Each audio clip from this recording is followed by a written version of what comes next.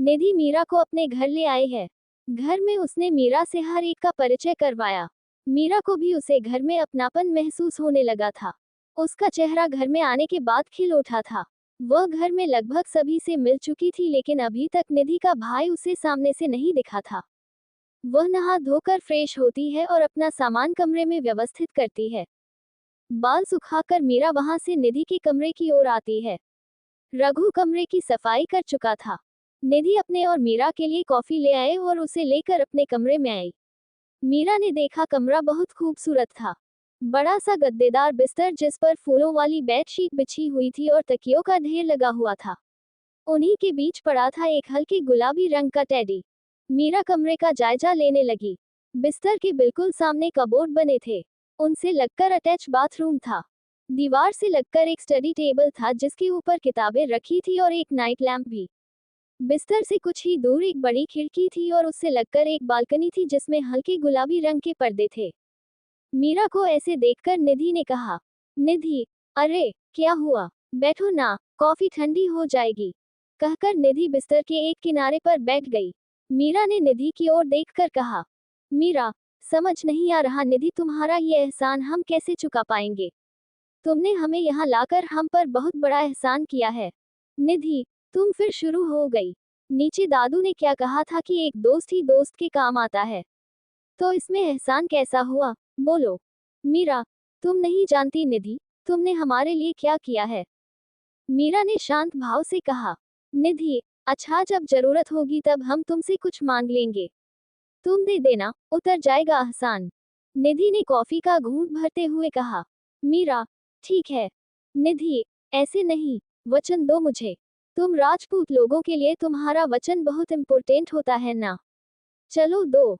निधि ने हाथ आगे करते हुए कहा। मीरा ने उसके हाथ पर अपना हाथ रखा और कहा, मीरा, वचन देते हैं, तुम जो मांगोगी हम देंगे।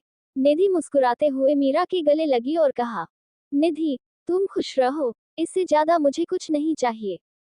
मीरा भी मुस्कुराती है। निधि ने वहीं बैठे बैठे मीरा को घर वालों के किस्से सुनाना शुरू किए।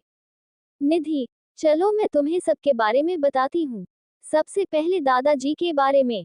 दादू एकदम मस्त इंसान है। मैंने कभी भी उनको गुस्सा करते नहीं देखा। हमेशा हंसते मुस्कुराते रहते हैं। सबसे ज्यादा प्यार दादी माँ को करते हैं। जानती हो, उस जमाने में भी दोनों ने लव मैरिज की थी। हाउ रोमांटिक ना।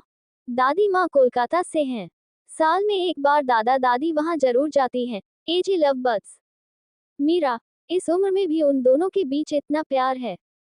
सच में दादी माँ बहुत लकी हैं। निधि मुस्कुराए और कहने लगी, निधि, हाँ बिल्कुल, उन दोनों के बाद मम्मी पापा हैं। पापा तो हर वक्त काम में बिजी रहते हैं और मम्मा मम्मा पापा की जरूरतों का ख्याल रखने में बिजी रहती हैं। जब घर में हो तब भी और ऑफिस हो तो फोन करके उन्हें खाने दवाइयों के बारे में याद दिलाती रहती हैं। निधि रुकी और मीरा की ओर देखकर कहा, निधि, पता है मीरा, मम्मा पापा ज्यादा बात नहीं करते, फिर भी मम्मा को पता होता है कि पापा को किस वक्त क्या चाहिए। इंटरेस्टिंग ना। मीरा, क्योंकि उन दोनों में ढेर सारा प्यार है। निधि, हाँ, उसके बाद अर्जुन भैया। अर्जुन भैया बिल्कुल तुम्हारी तरह है। शांत, आदर्शवादी और चुप चुप रहने वाले। उन्हें शोर शराबा बिल्कुल पसंद नहीं है। एमबीए किया है और अब पापा के साथ मिलकर ऑफिस संभाल रहे हैं। मीरा उठते हुए सब हो गए। निधि ने मीरा का हाथ पकड़कर वापस बैठाया और कहा, निधि, अरे, एक इंसान के बारे में तो मैं बताना ही भूल गई। मीरा, कौन। निधि, अक्षत भैया, दुनिया के 8वें अजूबे कहूँ तो गलत नहीं होगा। उनको ना आज तक कोई नहीं समझ पाया है। मम्मा पापा भी नहीं। अभी अभी कॉलेज खत्म हुआ है उनका। हिस्ट्री में कॉलेज में टॉप किया है उन्होंने। मीरा धीरे से, नाइस। निधि, वो जो सामने होल से लगकर कमरा बना है ना, वो उन्हीं का है। उस साइड कोई नहीं जाता। उनका कहना है वो उनका हिस्सा है। अपने ही घर में क्या अपना क्या पराया। मीरा की आंखों के आगे वो नेम प्लेट आ गई जिस पर लिखा हुआ था, अक्षत व्यास ए कॉम्प्लिकेटेड बॉय। मीरा को अब इस शब्द का मतलब समझ आ रहा था। अक्षत से उसका सामना कैसे होगा, ये वो नहीं जानती थी, पर इतना जान चुकी थी कि वो बाकी घर वालों से अलग ही था। सबके बारे में बताने के बाद निधि ने कहा, निधि, अब तुम भी इस घर का हिस्सा हो, है ना? तो तुम्हारा इंट्रो मैं लोगों को ऐसे दूंगी। मेरी सबसे खूबसूरत दोस्त मीरा। मीरा राजपूत थोड़ी चुप चुप, थोड़ी खामोश, लेकिन इसकी आंखें बहुत बातें करती हैं। मीरा हंसने लगी और कहा, मीरा, अरे बस कर, हम इतने भी खूबसूरत नहीं हैं। निधि ने मीरा की ओर देखा और कहा, निधि मजाक में, इतनी खूबसूरत तो हो कि कोई भी मर मिटे। मैं लड़का होती ना तो पक्का शादी कर लेती तुमसे। मीरा, चुप करो, सच में बहुत बड़ी नौटंकीबाज हो। निधि, अच्छा मीरा, मार्केट चलें। मीरा, निधि, अगले महीने हमारे एग्जाम शुरू होने वाले हैं और 1 महीने कॉलेज नहीं आने की वजह से मेरा सारा रिविजन बाकी है। मैं नहीं जा पाऊंगी। निधि, इट्स ओके, मैं भी नहीं जा रही फिर। मीरा, अरे तुम क्यों नहीं जा रही अब? निधि, तुम्हें अकेला छोड़कर अच्छा लगता है क्या? मीरा, अरे हम रह लेंगे, हमारी वजह से तुम अपनी खुशी बर्बाद मत करो, तुम जाओ। मीरा ने प्यार से निधि के गाल को छूकर कहा। मीरा, थैंक्स। अच्छा मीरा, वो जो फर्स्ट फ्लोर वाला कबर्ड है ना, वो खाली है, उसमें तुम अपने कपड़े और बाकी सामान रख लेना और बुक्स मेरी वाली टेबल पर ही रख लेना, और कुछ चाहिए हो तो मम्मा से कह देना या मुझे फोन कर लेना। निधि एक सांस में बोल गई, मीरा, हम सब देख लेंगे, तुम बेफिक्र होके जाओ। निधि अपना पर्स और फोन लेकर वहां से चली गई। मीरा ने दरवाजा बंद किया और फिर निधि के बताए कबर्ड में अपने कपड़े और सामान रखने लगी। सामान रखकर मीरा ने अपनी किताबें निकाली और पढ़ने लगी। किताबों के बीच 1 घंटा कब निकल गया, मीरा को पता ही नहीं चला। उसने एक किताब उठाए और लेकर बालकनी में पड़ी कुर्सी पर आ बैठी। वो इत्मीनान से किताब के पन्ने पलटते हुए पढ़े जा रही थी। तभी एक तेज चमक उसे अपने चेहरे पर महसूस हुई। मीरा ने उस ओर देखा, लेकिन वो चमक सीधी उसकी आंखों में पड़ रही थी, जिससे वो चाहकर भी अपनी आंखें नहीं खोल पा रही थी। वो तेज चमक शीशे की थी। मीरा साइड में हुई तो पत्तों की ओट में नीचे खड़े किसी शख्स की आंखें दिखी। जिस शीशे की चमक मीरा की आंखों में आ रही थी, वो शीशा नीचे खड़े उस शख्स की घड़ी का ही था जो उसके हाथ में बंधी हुई थी। जैसे ही उसने हाथ ऊपर किया, एक बार फिर वही रोशनी मीरा के चेहरे पर आ गिरी। मीरा ने देखने की कोशिश की, लेकिन इस बार सिर्फ उसके सुर्ख होठ दिखाई दिए। मीरा को झुंझलाहट हो रही थी। एक तो वो तेज रोशनी, ऊपर से वो नीचे खड़े उस शख्स को देख नहीं पा रही थी। उसकी आंखों ने मीरा के दिल में बेचैनी बढ़ा दी थी।